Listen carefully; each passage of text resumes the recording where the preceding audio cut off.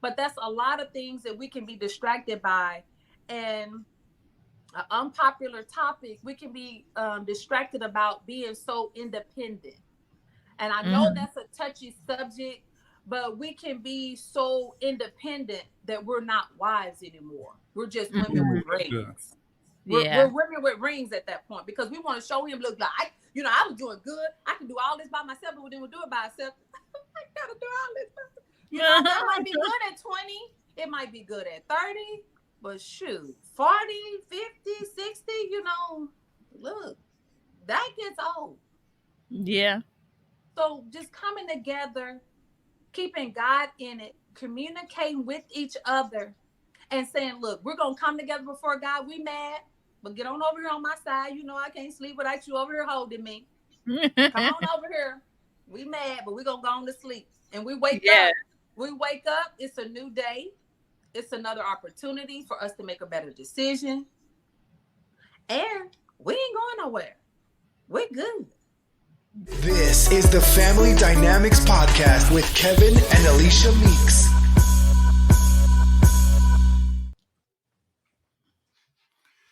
Welcome, welcome, welcome to another episode of the Family Dynamics Podcast. I am your host, Kevin Meeks, and once again, I am sitting next to my beautiful wife, Alicia Meeks. Hey, y'all. Listen, today we have a very special guest, and she is near and dear to my heart because she is a family member to me. Um, I just have to introduce to you guys the Romance Queen. Hey, Hey, girl. Hi. So introduce yourself to our audience. Tell us who you are, your name, and a little bit about yourself. Okay, great. Thank you so much for having me on today. My name is Sonya Harris, also known as the Romance Queen Sonya. I coach married women into investing in the beauty of their marriage and teaching them how to enjoy the journey. I have been married for 29 years. I have 2 children and 3 grandchildren. And I absolutely love marriage and everything that comes along with it. And I just want to encourage women to come along and enjoy the journey with me. Absolutely. I love it. I love it. I love it. Before we get started, we're going to do a quick icebreaker.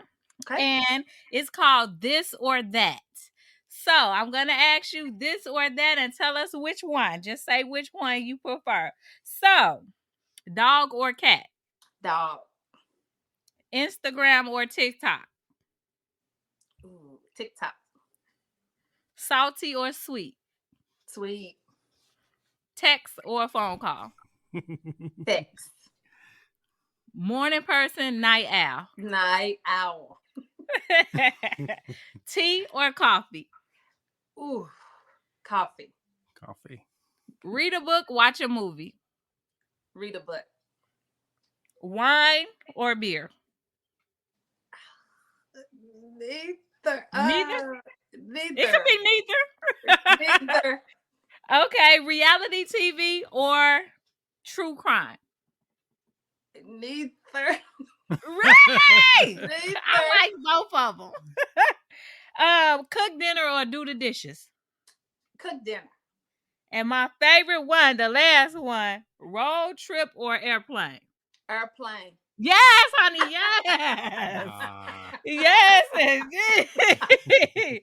I cannot. Oh my goodness. We just came off of a road trip and it was just airplane all day. I cannot. Oh. Tell us why Romance Queen. What how did you come up with that name, the Romance Queen? Well, actually, I've always been kind of obsessed with the whole thing with marriage, and even relationship, that can't eat, can't sleep, kind of mushy kind of relationship. That is me 100%. So I've always been into that. And once I got married, I was so excited about it. And everyone would be like, oh, Lord, here she comes. Here she comes. Miss Bubbly, Miss All About It. But what I noticed, they would always kind of pull me off to the back, those same people, and secretly ask me questions about marriage or questions about our relationship. And it was just like, girl, you're almost a romance queen. I Yes. tried that, it worked. And so the name just kind of stuck Right. with it. And a lot of people didn't really understand, like, why romance? And my thought is, love is not enough. You can love someone, but that does not mean that it's enough for long lasting. Yeah. I loved my high school sweetheart, but that just no. And we can get into that a little bit later. But love is how you feel. Romance is what you do about how you feel. It's the action behind it. I I learned how to romance my relationship, and then romance my marriage, and then romance my family, and then romance my household, romance my kids. So it just became a way of life. So I always use that scenario. So it just kind of stuck. I like it. So what would you say is one of the most romantic things you've done in the 29? 29. Whoa! Well, we ain't doing nothing with this 8.5, baby. Out of the 29 years of marriage. I would say the most fun, and just to give you a gist of my personality and how me and my hubby vibes, out of all the gifts, the anniversaries, the birthdays, the Father's Day, he remembers one significantly. So it was his, I think it was his birthday. Yeah, I think it was his birthday. So he is obsessed with Nia Long. That's his celebrity. That's his celebrity girlfriend. He loves him some Nia Long. That's his girl. So for him, I got a picture of her out of a magazine. I took it to the bakery and I said, can you get her picture put on this cake? And they look kind of funny. I said, wow. I need her picture exactly. And she had on something all slinky and cute. She was real cute, real sexy. So I had them put her picture on the cake. And then it says, I love you so much that I'm going to let you get a piece. Hey! I like that. So for one day, he got to get a piece of his girlfriend, and I did not mind. I let him enjoy it all by himself. He was so blown away. It was so fun. It was so funny. Everybody enjoyed it, but it was just the small things, because sometimes a lot of wives like to get caught up in the big things. I'm like, of all the gifts I done got, you in this cake. You and your woman here on this cake, but he loved that. But let's unpack that real quick. I know, I want to know, because this takes a different perspective of a wife. What was in you that disconnected from, because the stigma of society, like for your husband to adorn or to like another woman, she's a celebrity. Everybody has somebody that they kind of like, thumbs up. I like her. Like, what made you? I want to get into the mind of that, like, because a lot of women be like, "Oh no, you can't like nothing but me." So I want to know what made you do that. I get that a lot, and this is where I make all my wives cringe a little bit. They all kind of get a little nervous and uncomfortable, but I know my husband's type. I know I can look at a woman and tell he likes that. That right there, that does it for him. And I'm comfortable with that because I'm comfortable in my spot. I know my place. Gotcha. I am number one. Hey. I'm the queen. And I don't feel that the queen should come down off her throne and go down there with the peasants and talk and try to compete against her spot that she's in. So I concentrate on my spot. And if he want to look good, and if she's looking at him even better, like, I know. I know. So it's that still staying smitten with him, but understanding that he's going to see something else that turns his head, and that's okay. That's okay, because I'm confident enough in my spot to not only be secure in it, but to understand that he has a type, and not all the time is the wife his type. I could be a wild card. I could be the one, and either way, I'm comfortable. If I'm his type, good. Like, yeah, I know I'm his type, but there's also women just like me that's his type. If I'm his wild card, I'm happy with that too. He dated all these type of women. Like, man, I got it going on. I had you all out of your element. You all over here in this lane, and this ain't even your lane. I got you out of your lane to come get me. Yeah. And it's just the confidence of it, being confident in who I am and my spot, and then allowing him to have fun in his spot. He's still a man. He still got eyes. He still look and see something he likes, and I'll be, you like that, Dodge? I know, because we can play that way. I'm confident, and he's confident that I'm confident.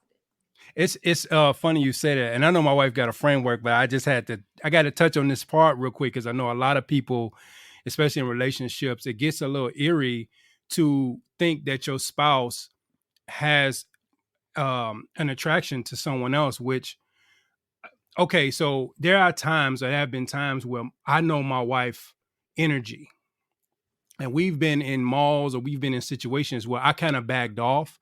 I didn't. For a lack of words, like kind of slut my wife out, but I understood that young man really liked the way my wife looked. And we was in the mall one day, and it was something, discounts or something like that. I knew she would get. So I kind of backed off because I know he was really digging my wife. Like he was not being disrespectful, but I can tell his energy is like, I like her. I married her. So I'm not at all like kind of like feeling threatened in any way. So I backed off. Yeah. She ended up getting what she usually get. She usually, because my wife her energy is very electric. It's not that you're invited energy, is that I'm welcoming to positivity. And I know a lot of guys like that. So when I noticed it, I kind of backed off. I didn't feel threatened in any type of way. I know other guys would be like, oh, I wouldn't do that. Yeah, but I married her, so somebody like her, somebody else will like her too.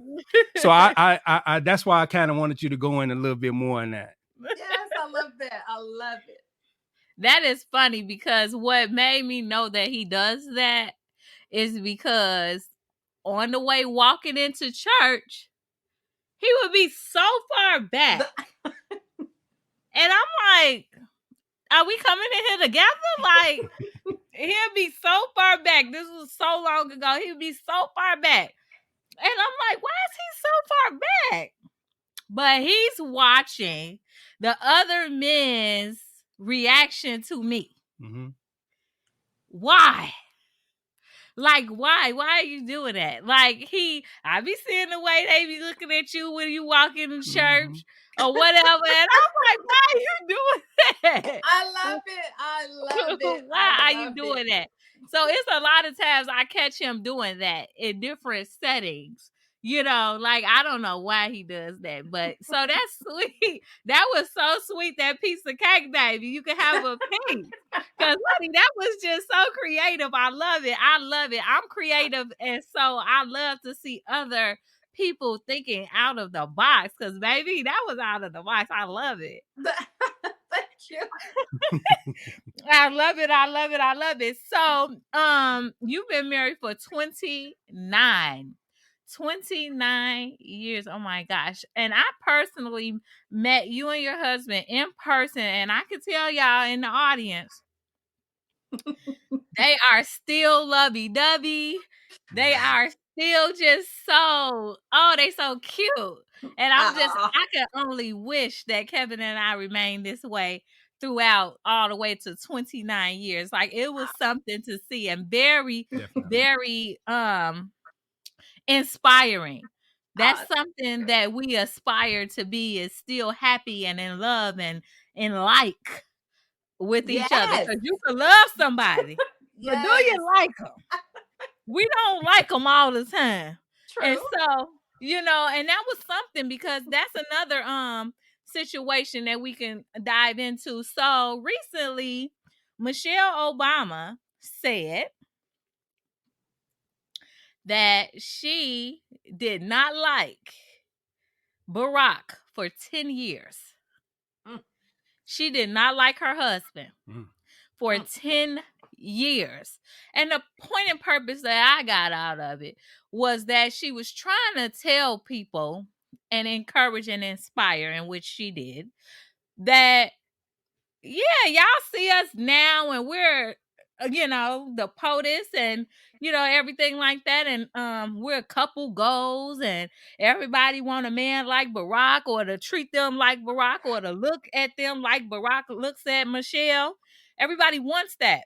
But nobody knew until she just let us in that it was a whole 10-year gap that she did not like him. 10 years is a long time to have this ought against your spouse. She said he was, they was having kids and he was still going off and doing whatever he wanted to do. And she was with the kids, and who said I got to be the one to keep them? And, things like that. So she was just really frustrated with him during that gap of time that they had younger children. Right now, both of they're empty nesters. So they're in a better space now. But for like 10 years, she had a little thing against him. And so I thought that was very inspiring and uplifting to know, like, dang, it might be a weekend or something and I'm feeling away, or my husband feeling away about me, but it happens and it's not foreign and it's okay. And you can still love them and you can get through it.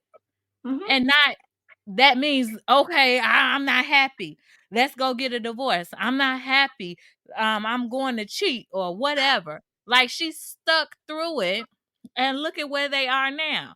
So she saw along the way of what their future could be, and she wasn't willing to give up on it. What are your thoughts about that? Mine is well, let me start by saying my husband and I are total opposites. From the way our personalities opposite, our the way we think, the way we parent, everything, we're total opposites. And a lot of couples think that they have to think just alike. Well, it's either right or wrong. Either I'm right or he's wrong, or who's right, who's wrong. You're both right in the way you think, but you're two imperfect people coming together trying to make the perfect relationship, which it does not exist. So where I had to look at our differences is what make us stronger. We're like the seesaw. I need him way over here because I'm over here. So we need that to balance. But if I get off my end and try to come around over here and tell him where he's wrong and prove that I'm right, we're all off. But and so my philosophy is, what can we do to make us work? Our marriage don't have to look like anyone else's, and it doesn't. So what can we do to make us work? And I have a 95-5 rule.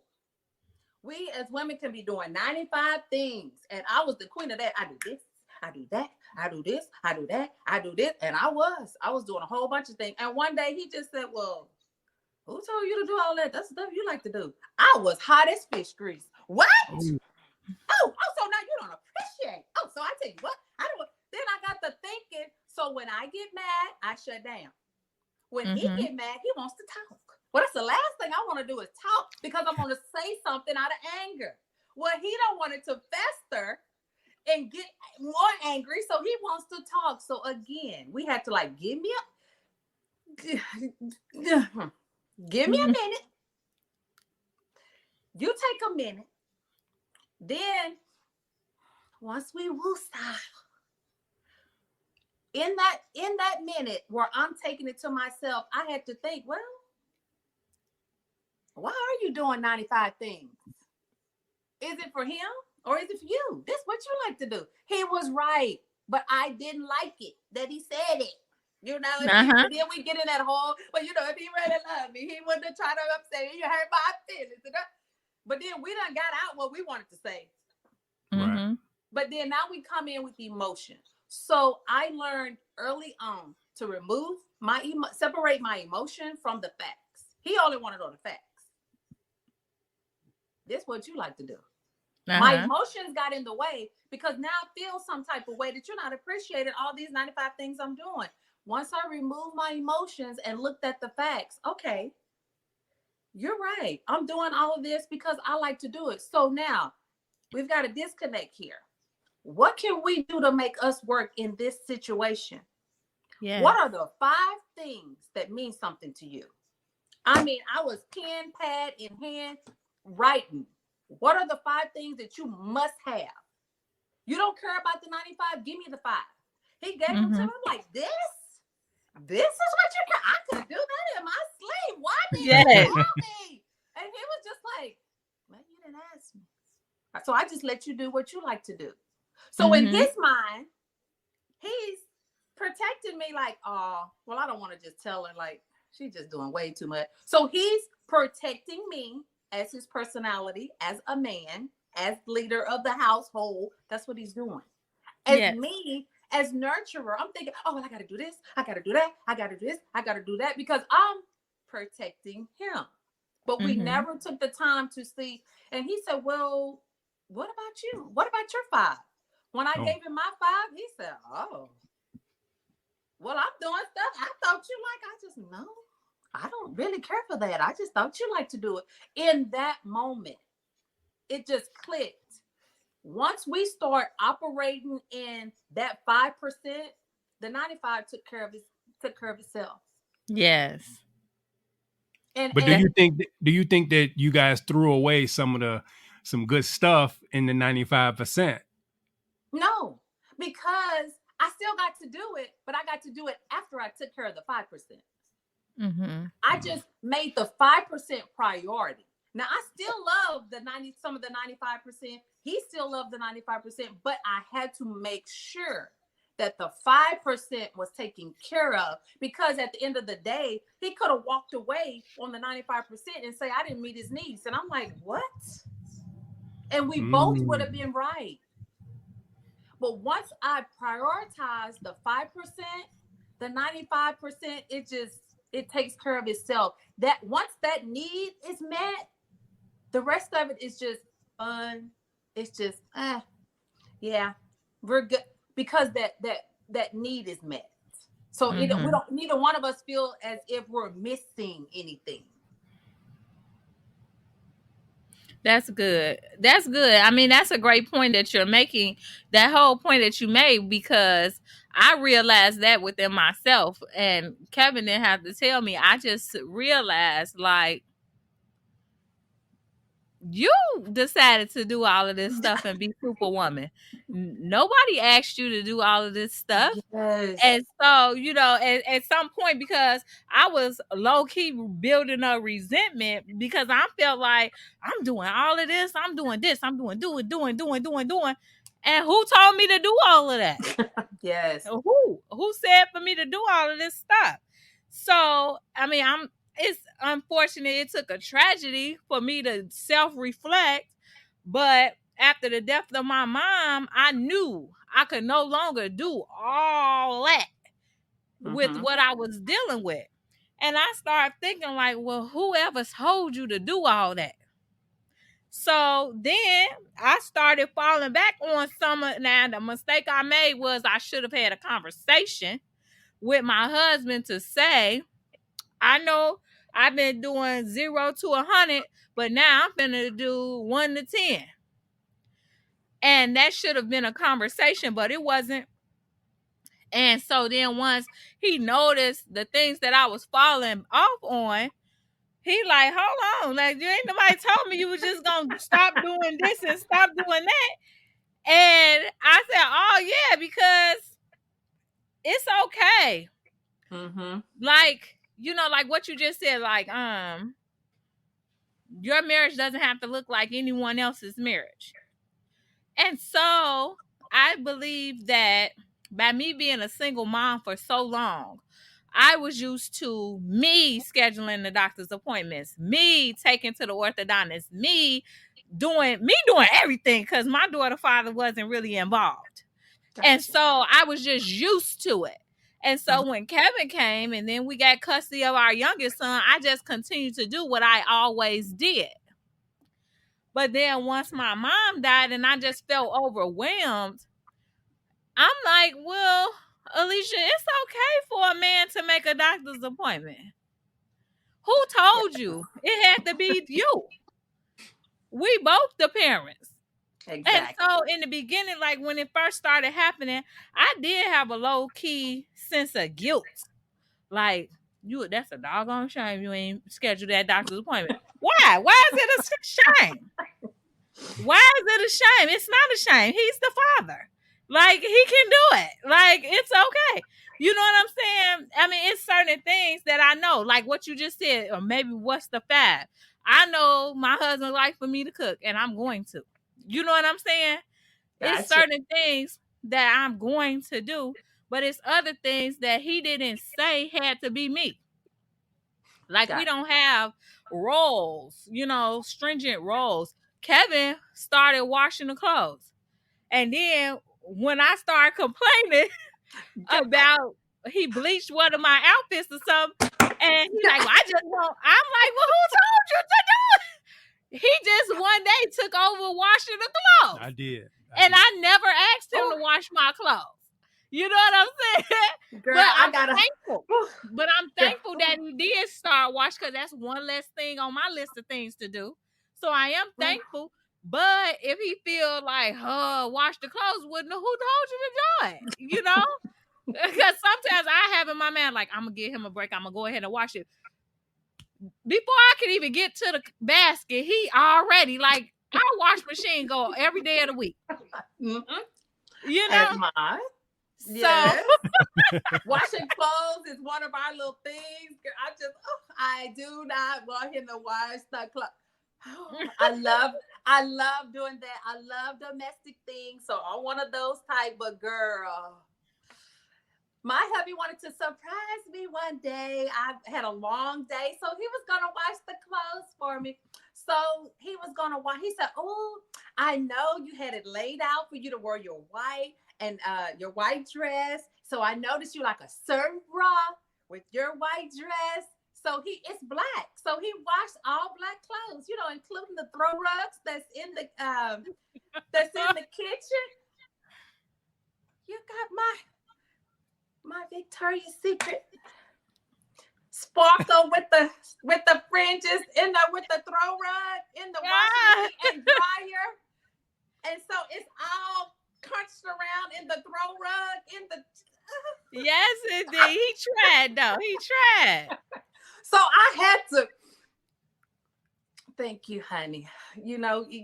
But you really don't have to do the laundry. See, these bras, he didn't know. He just didn't know. He didn't know. He tried. I know exactly. So that's just some growing things, communication, but his mind was in the right place. Yeah. You got anything to say on the behalf of the men? No, I mean, because it's just to me, it's like when you see a need, you try to just fill that need. In most people, I can't say in most marriages, if I can see a way to offload something from my wife, I'll do that.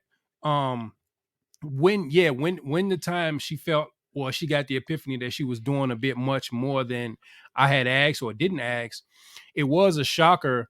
I believe, and for those who are listening, like, it's important to have that conversation to say, hey, I feel a little overwhelmed. You didn't ask me to do these things, but it's been going on for a little while, and I want to not do this. I'm more skilled, or I'm more proficient in doing X, Y, and Z, and it's to lighten me up. That's important. And I was upset at first, but now I get that if she don't feel like she can hold that out, I don't want her to resent me for doing something that she felt she was doing for the sake of our marriage. Gotcha. Yeah. Gotcha. Yeah, it's a growing, it's a learning process, and it has to do with growth. You know what I'm saying? And a change of mindset. Yes. Our mindset. Like, we are not our grandmothers. You know what I'm saying? Nobody said we had to. Just like I'm truly, for the new year, about to interview a maid. because it's other things I want to do with my time than clean up. And I don't want to make him feel like he got to be the one doing it. But our house got to be clean.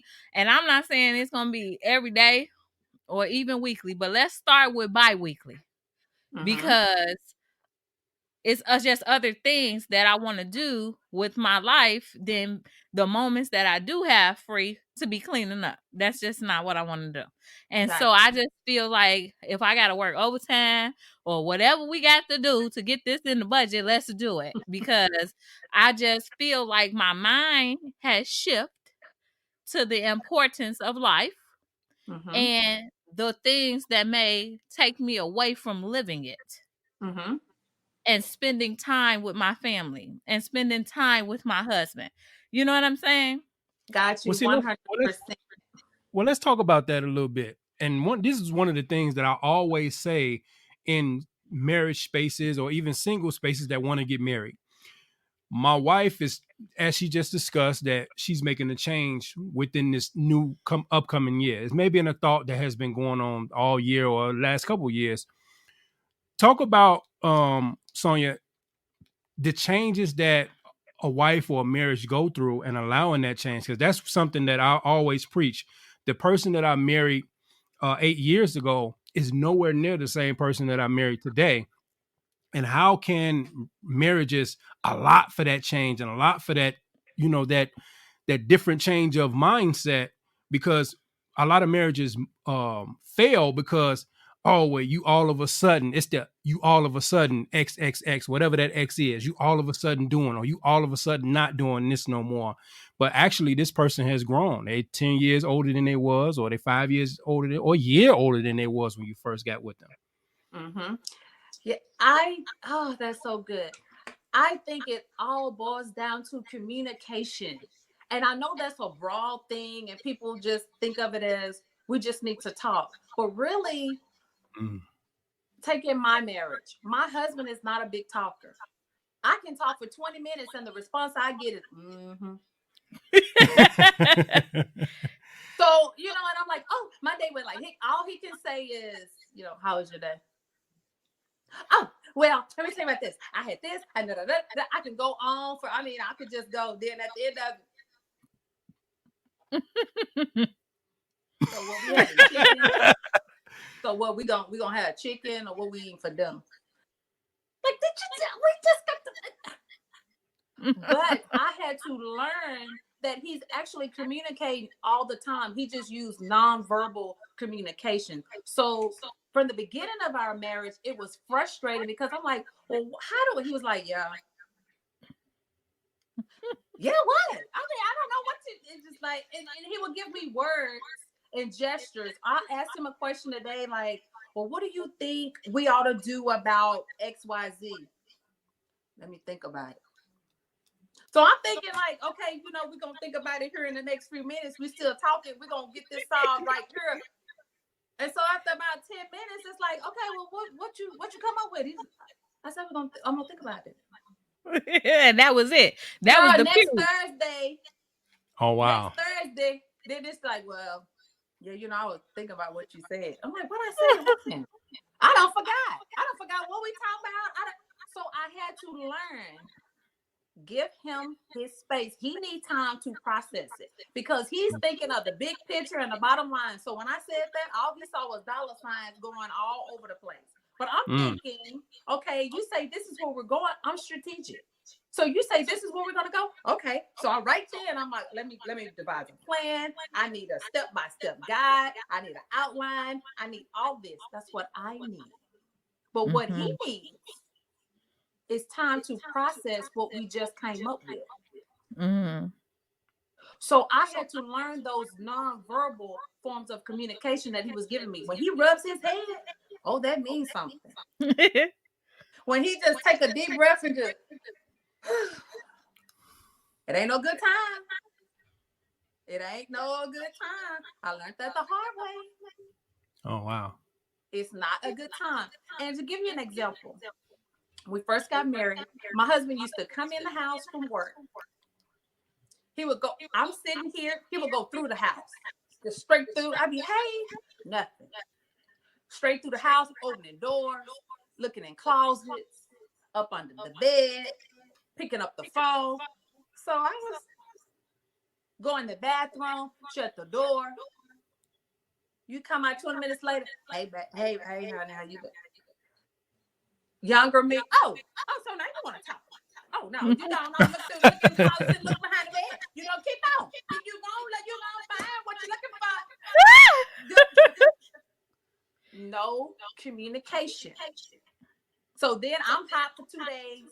Then he's just like, well, I don't know what's wrong with you. No communication. So one day it was like, the Lord is like, you the problem. You the problem. Every time I would pray with it, I get, you the problem. You mouthy. You talk back. Even when you don't get the last word, you gonna know that I done, yeah. One of them. So the Lord was like, you're wrong. Get in your place. You're all over the place. Communication. So I was like, it's not working for me. Analytical. I wrote it out. I can dissect anything down. That's numbers make sense to me. Mm-hmm. Breaking everything down so the common denominator makes sense. So I'm like, okay, I'm going to study him and I'm going to break everything down. This is what I did for myself. I got to make this work because this right here, I broke it all the way down. I waited till I was in an excellent mood. I said, honey, let me ask you a question. Why do you come in and walk through the house?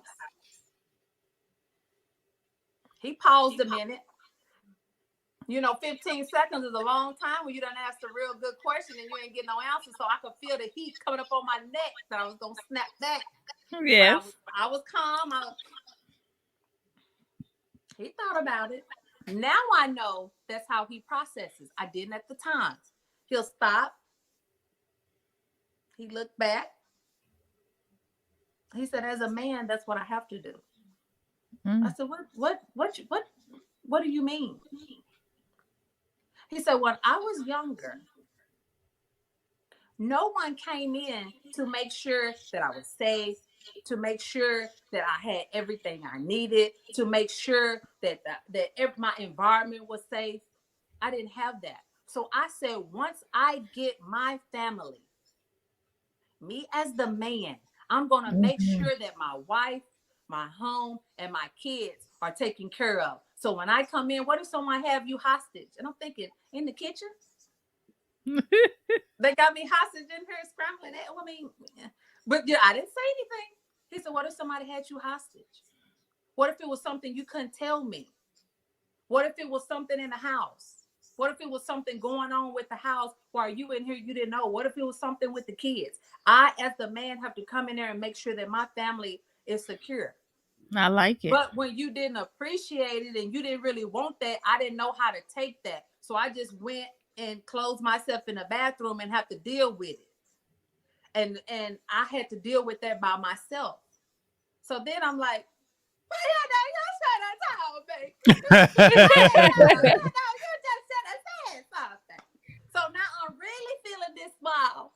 Because it was the lack of communication. But I was like, if you had told me that, you can understand. I would have felt. And he just, well, how could I tell you? I thought you understood that when I come in. I thought that was just understood.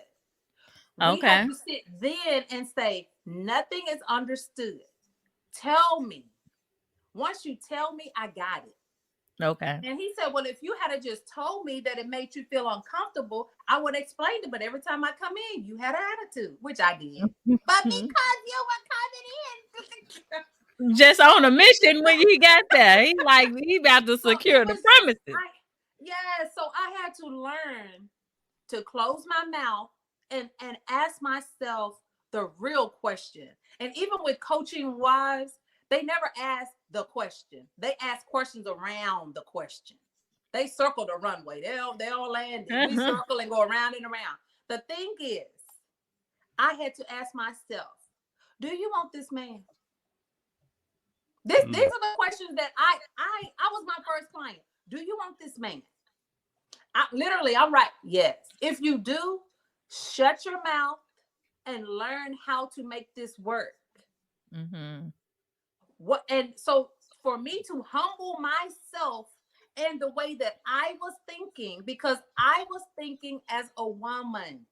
Mm-hmm. So I'm treating him as if he were a woman. So I'm expecting him to respond as if he was a female. Because that's good. so I had to say, close your mouth and write and listen. Mm-hmm. So for one whole day, that's where the little wordless Wednesday come in. For Wednesday, I didn't say nothing. If he didn't ask the question, I didn't say anything. Do you know how hard that is for a spouse that don't talk?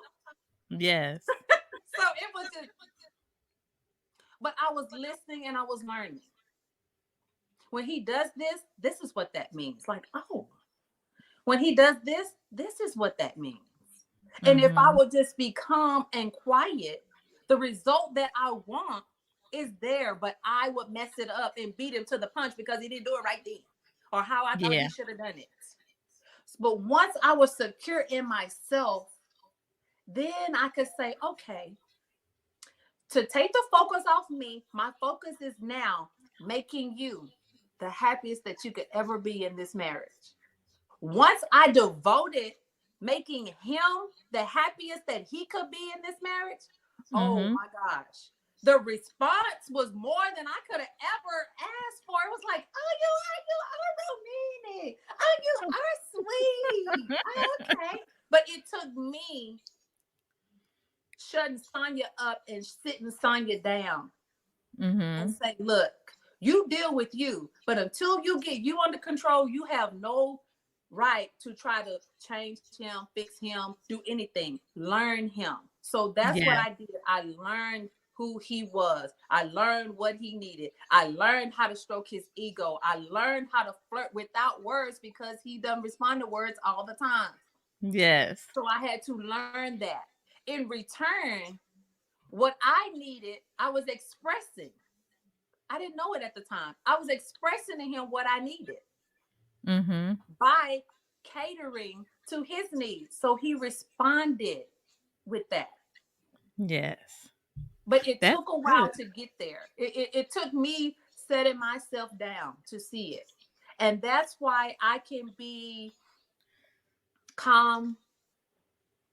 If it's, and I used to hear a lot of people say, your adversity, the struggle of marriage, the hardness, the work of it, the hard times. I was like, man, I don't really have those. I don't understand. I don't have it. And I'm thinking they gotta be there. I don't have it, but I didn't see it as hard times. I didn't see it as our marriage is hard. I didn't see that. I just thought it was the process. So when I hear women, when they come to me and say, oh, it is so hard. My marriage is so hard. I could not relate until I asked them, why is it hard? They'll say, well, I don't know this and I don't know that. And I'm like, girl, you're pregnant and you're complaining about your belly getting big. It's just part of the process. Yeah, you threw up and pregnant. Yeah. So once I got that perspective, like, no, we have things that come up, but that's just part of the process. Yes, it's this perspective.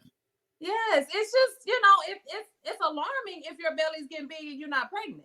It's alarming if you're throwing up every morning and you're not pregnant, but if you're pregnant, you're good. That's part of it. And you're going to have that. Yes. Yeah, that's good. That's good. That's good. That's good. I definitely think exactly everything that you said. Like, it was your thought process and the lack of him communicating exactly what he was doing made you feel a way when actually, if you had have known, you would have been elated like you were when you found out. Like, okay, my hero, he's keeping me safe. So that's really good. That's good right there. I wanted to say, because a part of today's episode is about social media and marriage. So what are your thoughts as it relates to social media and marriage? And I asked you that because I was on your page and I met you in person And I see the vast difference between you and your husband. And so I would take a guess that he's not super active on social media. Is that true? That would be correct. Yes, that's correct. Okay. And so when you have you all have two different experiences as it relates to social media, how does social media have an effect on your marriage? I guess it really doesn't in a way, because everything that I'm posting is about marriage, is about well, let me back up a little bit. He's actually the reason why I went into coaching married women. Mm. So it was actually his idea. So anything that's behind the scenes, anything that's happening on social media, that's actually him behind the scenes. Mm-hmm. So I never really thought that I had a gift from God. Let's just start there. I never really thought I had a gift. And I thought I was like the little kid that really sucked on the team. But, since everybody get a trophy, I just got one. They're like, oh, sucks, but give her a trophy anyway. I literally thought that's how it was when God was giving out talents, because I'm like, I don't sing. I don't play any kind of sports. I'm not into anything. Really, the only thing that I've ever thrown my whole self at was being a wife and a mother. That's the only thing that I've ever wanted to do. And so I'm like, man, the Bible keeps saying your gift will make room for you. I don't have a gift. So what does that mean? He said, you got a gift? I'm like, what? He said, well, what about marriage? I'm like, ain't nobody paying people to be no wife. It can't be that. So it's gotta be something else. It's gotta be something else. And he said, it's marriage. He said, when you help people, you're always giving wives like, oh, no, try this, or try that, or try this. You're always thinking of things. You're always reading. You got 1,000 books just on marriage. Mm-hmm. You can't open up the Bible where I don't have everything that has to do with marriage highlighted in at least 3 colors. I have studied it more than I've studied anything else. And he said, you're so passionate about it. It needs to be marriage. And I didn't understand. I really didn't get it. I'm like, well, yeah, we work, but I don't see where I could give that to someone else. He said, well, just try it. Just try it and put it out there. Mm-hmm. I said, well, I can do it as a hobby. So that's where it all started. Like as a hobby, if they need encouragement, if they want to know some tips or something that might help them, like it helped me and like it helped my friends, then I'll just put it out there. So everything, he was just doing it from the back, just to upload, to do all that. So it really didn't hurt our marriage in any way. It was just kind of confirming what we had already talked about. But once I got into it and started coaching women, I found that really was a burning passion to help women. I literally be cheering them on, like I want them to work. Oh, they're so cute, and I see it. And I'm like, oh my gosh, another little Sonya. She don't get it. Poor thing. She don't get it. She just don't get it. And I can just see, or if I see him, I'm like, oh Lord, you got it, girl. You're going about it all wrong. So just that encourages me to encourage them not to give up. Because really, you're 3, you're 5, and you're 15. Woo! Woo! So if you make it past those, you're good. You're good if you just stay focused with it. And I just love encouraging women with that. And I like to say, it's the Bible. Let's put it this way. I got the Bible here and Playboy here. I always said someone needs to bridge the gap between the two. I said, that's good. Sex is the one thing that the enemy perverts so much. It's a multi-billion-dollar industry. Why? Because it's something there. And I would be so paid. He said, well, somebody needs to write a book on it. He said, why don't you do it? I said, I can't do it. I'm dyslexic. I can't do that. and I would always say that. I said, but it needs to be, it's something there. But people miss it. It is something there. But people just the church don't want to talk about it. They said, once you get married, but once I get married, well, who do I talk to about it? I got some things I don't know, I want to discuss. But who can you discuss it with? So I said it needs to be a safe place to where a woman, a wife, an aspiring wife can go to get some questions answered. And that doesn't mean she have a demon spirit. That means that she wants to make love to her husband in a way where she feels fulfilled, he feels fulfilled. And if done right, the glory of God comes down. She needs to feel that. So you can't tell me that that's only when you're in the world. And it's created by God and it's so beautiful. No, I'm like, no. He's like, you're so passionate. Share it. Yes. Share that with someone. And I kept saying, if they bridge that gap, man, they're missing out on it. But and I can go all day. I could go, oh Lord, I could go all the way down there. I said, in the garden. I was distracted, but she really was. I said, that's how we are today. We really want to do what's right and what we feel. We really want to please our husband. We really want to please God. We're trying to do all this thing, but the hardest thing for us to do is take off the cape. We just talked about that. So we're distracted by all of these things, and we're led farther and farther away from our husband, away from that unity. But if her and Adam was getting it on, the devil would have never had a chance to come in there and whisper, because she would have been busy. Come back. Look, not now. So if we would get back to that, not that she was just, she just all off doing her own little thing. No, she was really trying to do what she felt was right. And she even talked back like, no, we can't do that. God said this. We were just distracted, and we're still distracted today. Instead of coming together with our husband, if she had said, look, let me go talk to my husband real quick. Honey, he said, now I know what the Lord said, and we come together. But that's a lot of things that we can be distracted by. And an unpopular topic, we can be distracted about being so independent. And I know that's a touchy subject, but we can be so independent that we're not wives anymore. We're just women with rings. We're women with rings at that point, because we want to show him, look, like, I was doing good. I can do all this by myself, but we didn't do it by ourselves. I got to do all this. That might be good at 20. It might be good at 30. But shoot, 40, 50, 60, look, that gets old. Yeah. So just coming together, keeping God in it, communicating with each other, and saying, look, we're going to come together before God. We mad, but get on over here on my side. I can't sleep without you over here holding me. Come on over here. We mad, but we're going to go on to sleep. And we wake up. We wake up. It's a new day. It's another opportunity for us to make a better decision. And we ain't going nowhere. We're good. That's the main part. Now, I know you... Go ahead.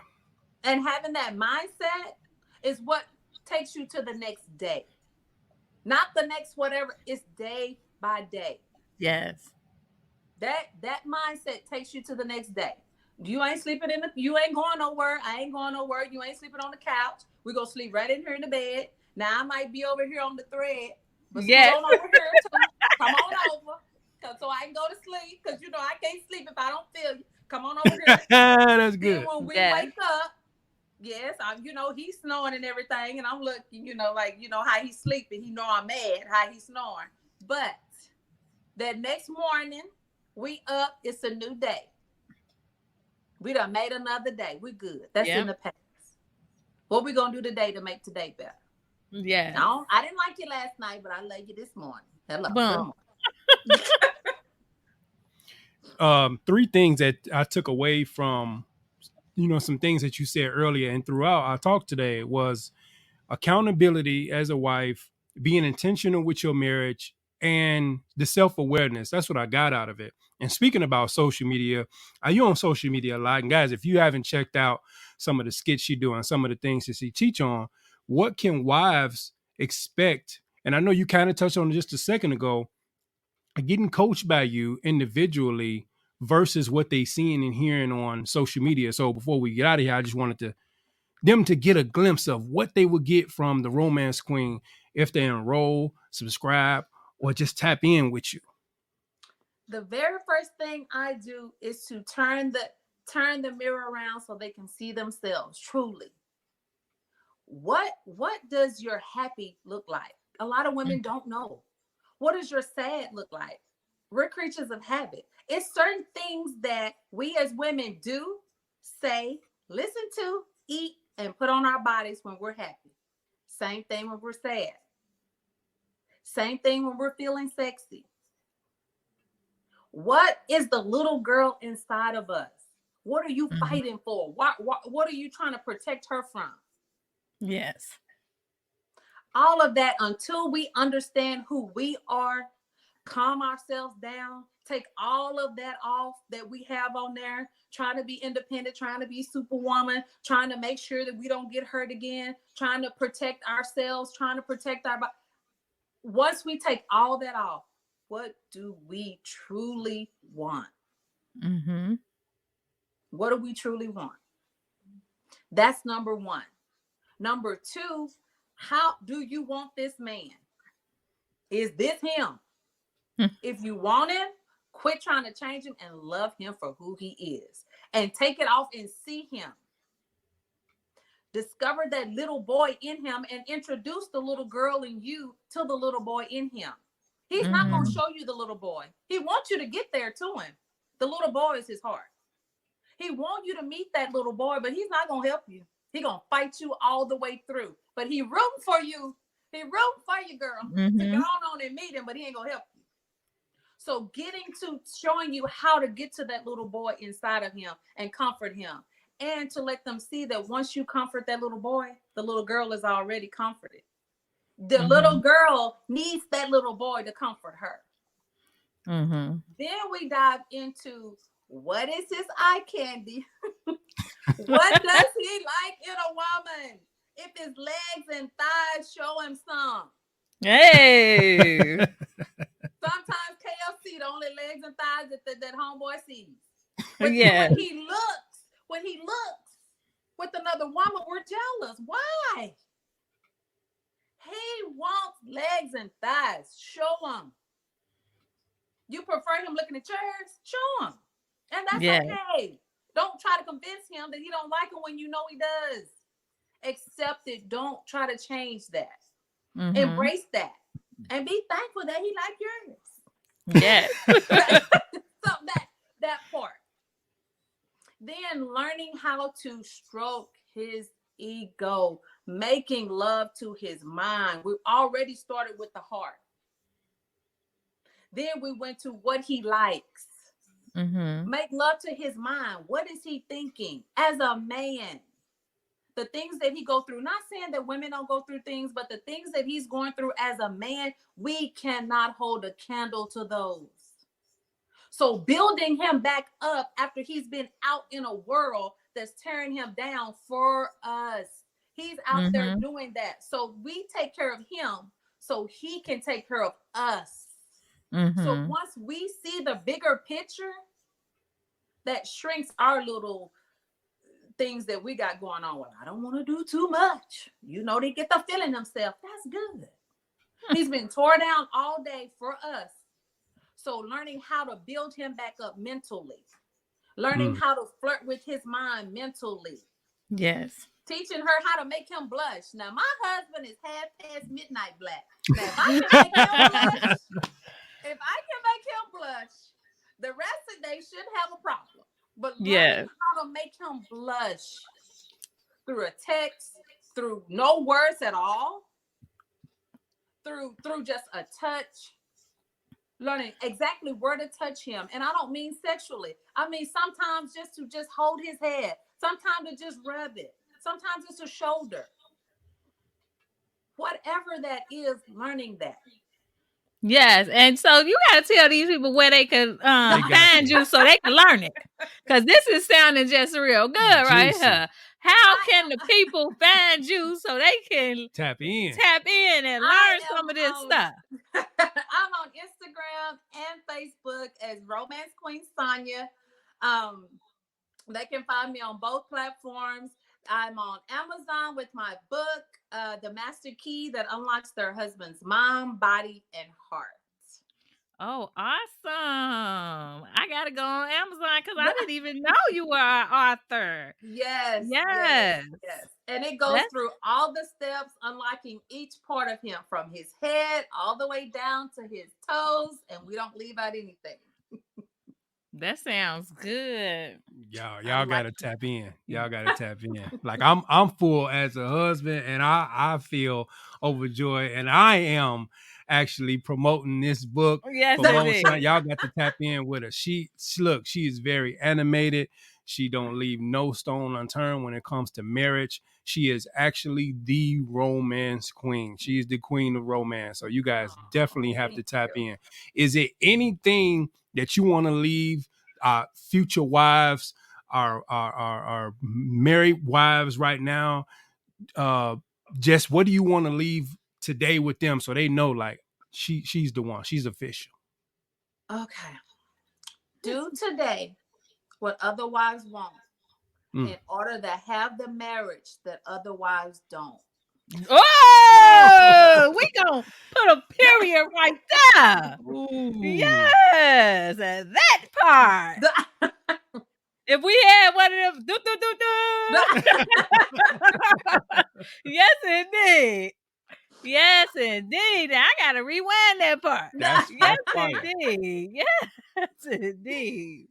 Well, we just want to thank you for being with us today. We appreciate you coming on the Family Dynamics podcast.